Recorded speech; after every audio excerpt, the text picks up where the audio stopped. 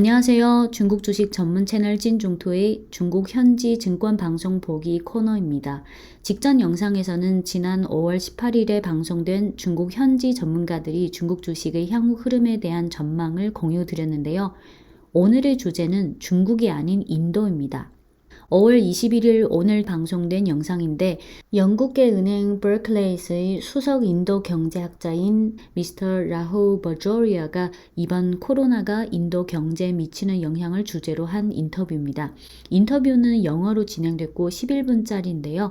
오리지널 영어 버전을 듣고 싶은 분들은 지금부터 들으시면 되고 한국어 통역 버전을 듣고 싶은 분들은 한 12분 30초쯤부터 들으시면 됩니다. 방송은 그냥 방송이고 방송은 결국 방송이겠지만 인도의 현재 경제 상황 파악에 조금이나마 참고가 됐으면 좋겠습니다. 그럼 시작할게요.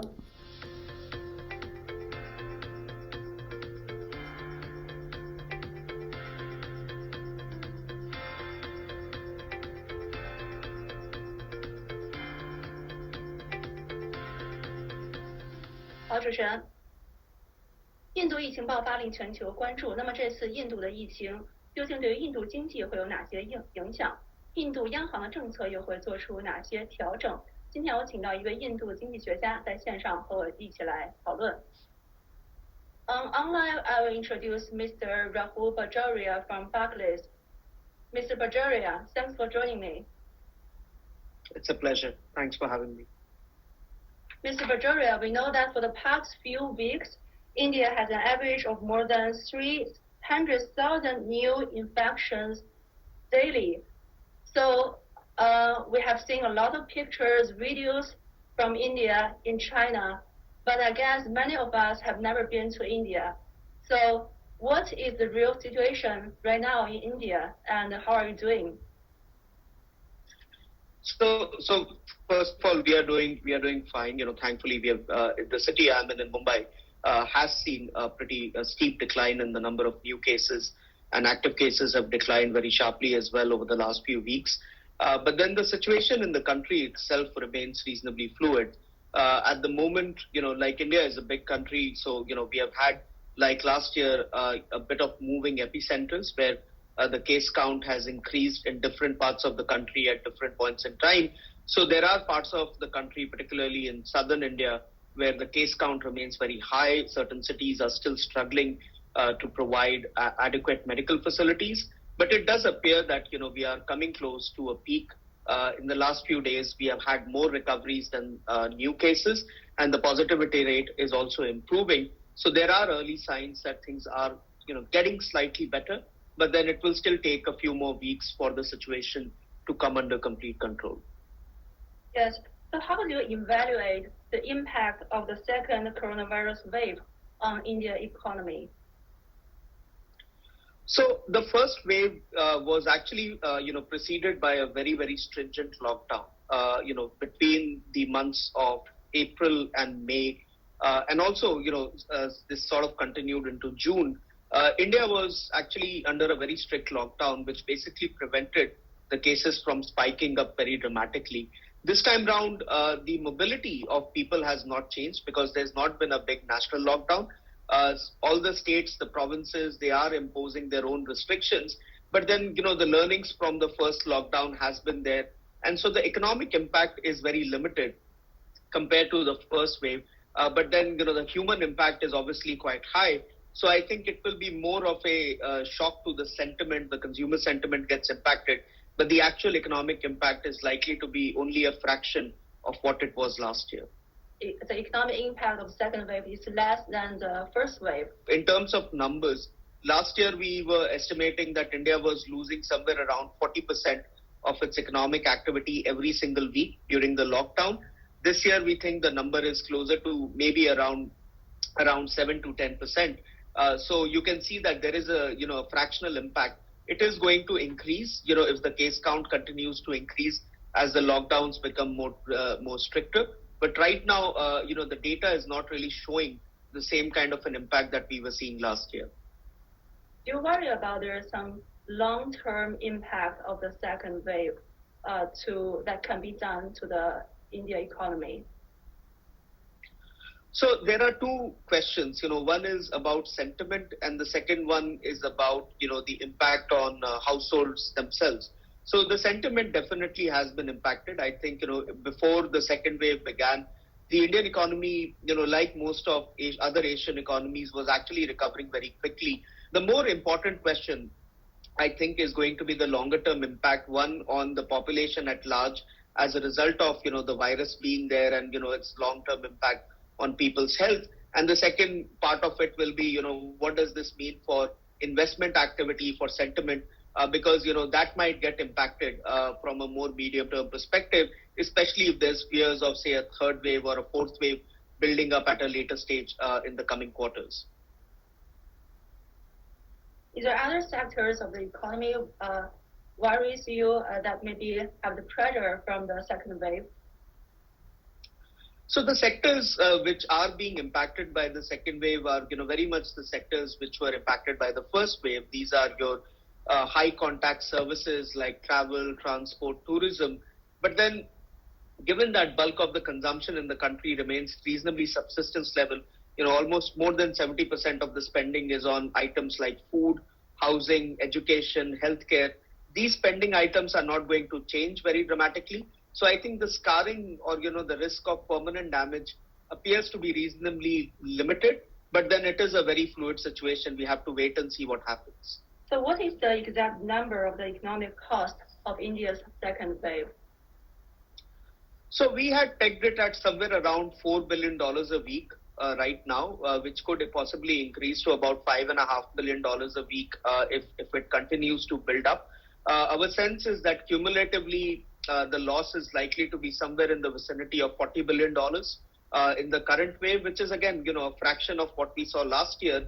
But then the risk is that, if we don't get the pandemic or the second wave in control and it continues until, say, July or August, then the cost is going to disproportionately increase, maybe closer to around $90 billion, right? Which is not a very large amount. It's about 3% of India's GDP, but it will still mean that the 2021 will become another lost year for us. India is not only a big economy in the world, it is also a big manufacturer. That India is the biggest vaccine maker in the world. It is also the biggest cotton producer and the second biggest steel producer. Also, India is the biggest IT outsourcing country. So many people are wondering, the second wave in India, how will it affect the rest of the world? So the spillovers into the rest of the world appear to be largely concentrated in the vaccine, commitments that India had. So the export of vaccines has definitely slowed down. I think part of the reason is also that India's own imports, in vaccine raw materials, particularly coming in from US, have been impacted by their own vaccination program. And so one of the vaccines like Novavax, which was supposed to be launched, that launch date has been pushed back currently. My sense is that beyond that, there's actually been relatively limited disruption. We have not seen trade numbers get impacted a lot. I mean, the agriculture sector has not been impacted as well. And we are seeing actually reasonably strong demand for both exports and imports. So I think the trade impacts, negative spillovers are likely to be limited. I think the biggest negative impact is probably going to be felt in terms of the vaccine commitments, that were made by Indian companies, which is kind of getting pushed out maybe more towards the third quarter rather than the second quarter. Also, we know that there is an increasing worry about inflation in the world. We also know that India's CPI in March rises to 5.5%, and the CPI target range is 2 to 6%. So 5.5 is already quite close to 6%. But at the same time, the Reserve Bank of India has to control inflation and also boost the economy. So do you think that the Reserve Bank is facing a dilemma? So inflation did come down in the month of April at the margin. We saw domestic food prices come off a little bit. But then I would agree with you that inflation is a medium-term challenge because global commodity prices have been rising. And like China, India also, is a big importer of commodities, particularly energy and a lot of metals and mining products. And so I think inflation is a medium-term threat. But in the near term, for the Reserve Bank, I think the priority is very much to support growth through liquidity management, through making sure that there is limited scarring in the system. I think once that situation comes under control, you will probably see the Reserve Bank pivoting towards more inflation control. But in the near term, I think the focus is entirely on growth rather than on inflation. So what do you think is a time that the Reserve Bank has to raise interest rates? Our sense is that normalcy will come in central bank policy settings, but it is more likely to be a story in 2022 rather than 2021. IMF said recent jump in COVID-19 cases in India poses downside risk to the fund's April forecast for 12.5% growth in India's economic output in this fiscal year. And IMF also suggests that it will revisit the forecast in July. So do you have any predictions about the GDP growth in this fiscal year for India? Yeah, so we were at 11%. We have not gone through that number at any point in time. And recently, because of the second wave, we lowered it from 11% to about 10%. I think there is a possibility that the central bank, which is at 10.5%, might also lower their estimates slightly. But I still believe that given the limited impact we are seeing, at least in activity levels, it's unlikely that growth is going to get downgraded very dramatically. So, I would also caution against excessive pessimism and the fact that, the economy was bouncing back before the second wave began. And so once this second wave comes under control, economic activity is likely to normalize reasonably quickly. So we are quite comfortable with our projection of 10% for now. And we think in the most pessimistic scenario, it might go down closer towards 9%, but not below that. Thank you, Mr. Bajoria. Thanks for joining me. It's been a pleasure.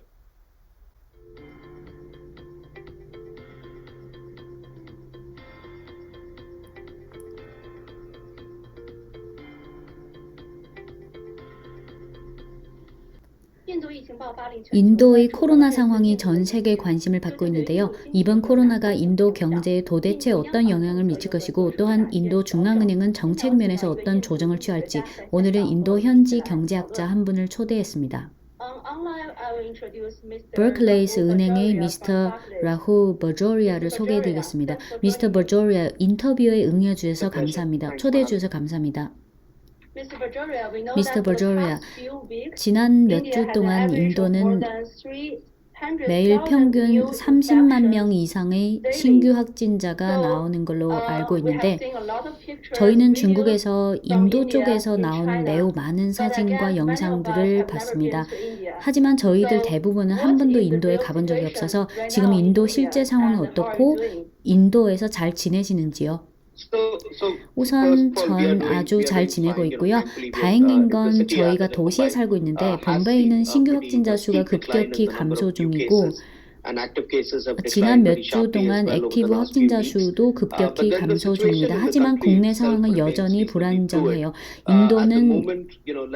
인도는 큰 나라라서 작년처럼 코로나 발생의 중심지가 이동되고 있고 확진자 수가 각기 다른 지역에서 각기 다른 시점에 증가하는데 일부 지역, 특히 인도 남부 지역은 신규 확진자 수가 여전히 많고 일부 도시는 여전히 충분한 의료시설을 제공하기 위해 노력 중입니다.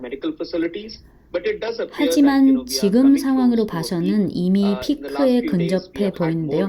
최근 며칠 동안 회복자 수가 확진자 수보다 많고 양성 비율도 개선되고 있습니다. 그래서 조기 상황으로 봤을 때 상황은 약간 호전되고 있습니다. 하지만 국면을 완전히 통제하기에는 아직 몇 주의 시간이 필요해 보입니다. 제2차 팬데믹이 인도 경제에 미치는 영향에 대해 어떻게 평가하시는지요? So the first wave was 제1차 팬데믹은 작년 4월부터 5월 사이인데 그 당시는 아주 엄격한 도시 봉쇄 조치를 취했고 게다가 이런 상황이 6월까지 계속됐는데 그 당시는 상당히 엄격한 조치를 취했기 때문에 확진자의 급격한 증가를 대체로 막았습니다.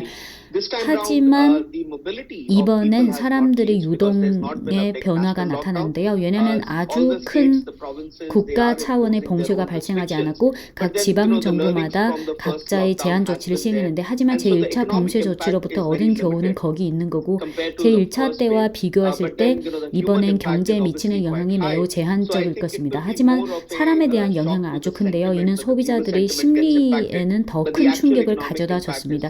소비자들의 심리가 영향을 받았어요. 하지만 경제에 미치는 실질적인 영향은 작년에 일부에 달했고요. 그럼 제2차 팬데믹이 경제에 미치는 충격이 제1차 때보다 작다는 건가요?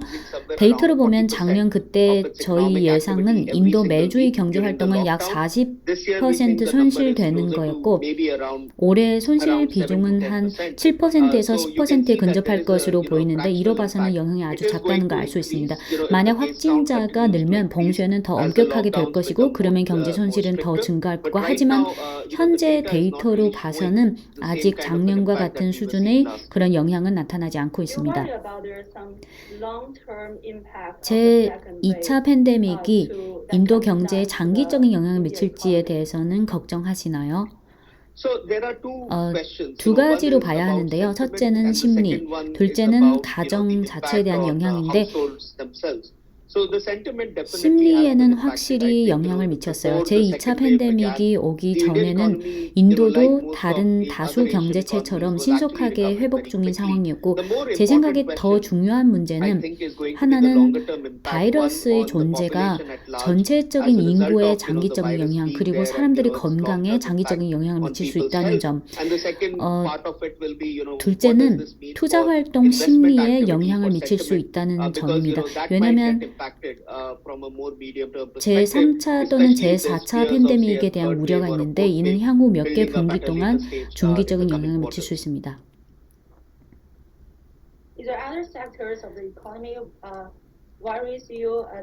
수성님은 제2차 팬데믹 속에서 경제의 어떤 분야의 압력이 걱정되시는지요? 제2차 팬데믹이 충격을 받은 산업은 제1차 팬데믹 때 충격을 받은 산업이랑 매우 유사한데요. 해당 산업에는 여행, 운송, 관광, 하지만 인도의 대부분 소비는 여전히 합리적인 생활 수준을 유지하고 있습니다. 근 70%의 지출이 식품, 주택, 교육, 의료, 보건 등 항목에 사용되고 있는데 이런 지출은 그다지 큰 변화가 나타나지는 않습니다. 그래서 경제가 영구적인 손해를 받을 리스크는 합리적인 제한을 받은 것 같다고 저는 생각합니다. 하지만 이는 또 매우 불안정한 상황이라서 뭐가 발생할지는 아직은 기다려볼 수밖에 없죠. 제2차 팬데믹으로 인해 인도 경제 손실은 정확히 얼마가 될까요? 저희는 손실 금액은 매주 40억 달러에 달할 것으로 예상합니다. 하지만 신규 확진자 수가 계속 늘게 된다면 손실 금액은 매주 55억 달러에 달할 가능성이 있습니다. 저희 느낌은 기존 방식대로 계산한다면 이번에 누적 손실 금액은 400억 달러에 달할 것으로 보는데 이는 작년 손실 금액의 일부일 뿐입니다. 하지만 이제 향후 리스크는 만약 팬데믹 또는 2차 팬데믹을 통제하지 못한다면 이런 상황은 7월 또는 8월까지 계속될 수 있고 그렇게 되면 손실은 기하급수적으로 커질 수 있는데 아마 900억 달러 안팎에 달할 수 있습니다. 이는 그렇게 큰 숫자는 아닌데요. 인도 GDP의 약 3%에 달하는데 하지만 이는 2020-2021 재정 연도가 여전히 경제 후퇴의 해가 될 것을 의미합니다. 인도는 세계에서 큰 경제체일 뿐만 아니라 인도는 큰 생산국이기도 하는데요. 인도는 세계에서 최대 백신 생산국, 최대 목화 생산국, 세계 2대 철강 생산국입니다. 또한 인도는 최대 IT 아웃소싱 국가이기도 합니다. 많은 사람들은 제2차 팬데믹이 세계 기타 지역의 경제에 어떻게 영향을 미치는지 궁금할 텐데요. 세계 기타 지역에 대한 그 파급 효과는 주로 백신 생산의 약속에 집중되는데 백신 수출이 반드시 지연될 것입니다. 원인 중 하나가 is also that 인도의 India's 백신 own 원료 imports, 수입에 in 있다고 vaccine, 저는 raw 생각하는데 materials, particularly coming in from 특히 US, have been 미국으로부터 impacted by their 수입하는 own 백신 vaccination 원료가 program. 이미 And so, 미국의 one of 백신 the 접종 vaccines, 계획에 like 영향을 Novavax, 받았고 which was supposed to be launched, that launch date has been pushed back currently. 예를 들어 My sense is that 노바백스와 인도가 beyond 합작한 that, 백신이 원래 there's actually 출시됐어야 been 하는데 relatively 출시일이 이미 limited disruption. We 미뤄졌습니다. have 제 not 느낌은 seen 이 great 외에는 numbers 지금 get 사실상 impacted. 받은 A 영향은 lot. I 상대적으로 mean, the agriculture 제한적이라고 sector has 봅니다. not been 현재 impacted as well, and we are seeing actually reasonably strong 현재 demand 무역 for 데이터상으로 both 보면 exports 아주 and 큰 영향을 imports. So 받았다는 I 건 think 안 the 보이고 trade 있습니다. impacts, negative spillovers are likely to be limited. I think the biggest negative impact is 농업 probably 부분도 going to be 영향을 felt 받지 않았고요. in 사실 terms of the 수출과 수입 vaccine 수요가 commitments, 상당히 that 강하다는 걸 were 저희는 made 봤는데 그래서 by 무역에 by 미치는 Indian 부정적 companies, which is 영향은 kind 아마 of getting pushed 제한적일 out 것으로 저는 maybe more 생각합니다. towards the 인도 third quarter 기업들의 rather 백신 than the 생산 second quarter. 약속이 아마 Also, 가장 we 큰 know that 부정적 영향을 there's 받을 것이라고 저는 생각합니다. increasing 아마 worry 2분기가 about 아니라 the 3분기로 inflation 지연될 in the 것입니다. world.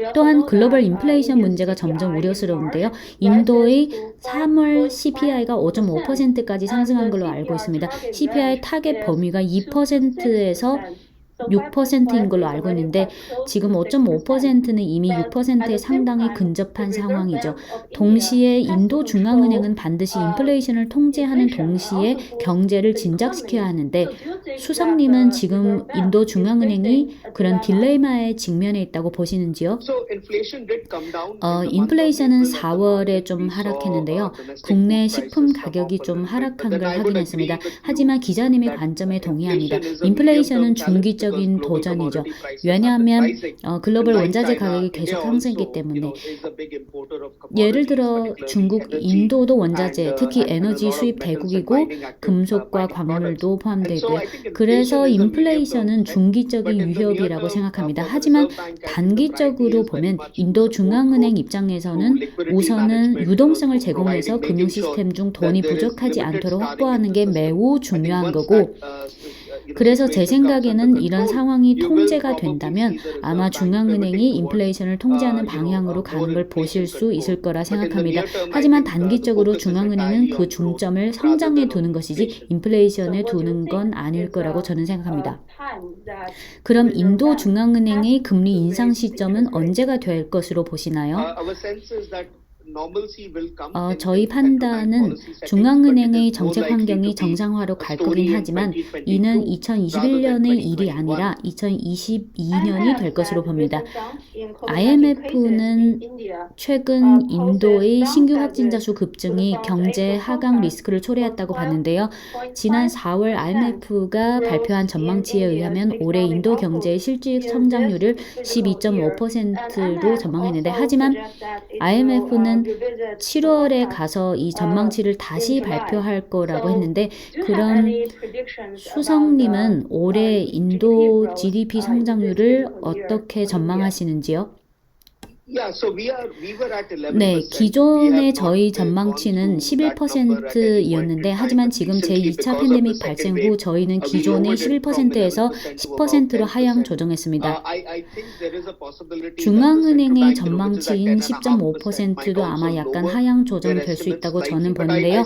저희가 확인한 그 영향이 제한적일 거라는 걸 저희는 여전히 믿고 있어요. 적어도 일정한 등락 구간에 있다고 보고요. 성장은 아마 큰 폭으로 떨어지지는 않을 거라고 보기 때문에 과도한 비관적 심리는 경계해야 합니다. 또한 제2차 팬데믹 발생 전에 경제가 반등했었다는 사실에도 유의해야 하는데요. 그래서 제2차 팬데믹이 통제된다면 경제는 아마 신속하고 합리적으로 정상화될 것입니다. 그래서 저희는 지금 10%라는 전망치에 대해 아주 만족스러워하고 있습니다. 가장 비관적인 상황에서 경제 성장률이 9%에 근접한 수준으로 떨어질 수는 있지만 그보다는 더 낮지 않을 것으로 봅니다. 미스터 버조리아 인터뷰에 응해주셔서 감사합니다. 감사합니다.